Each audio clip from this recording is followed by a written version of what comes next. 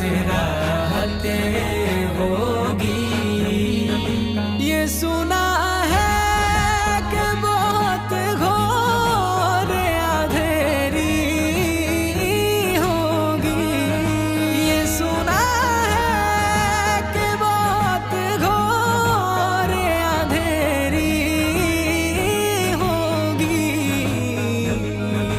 कब्र का खौफ न रखना।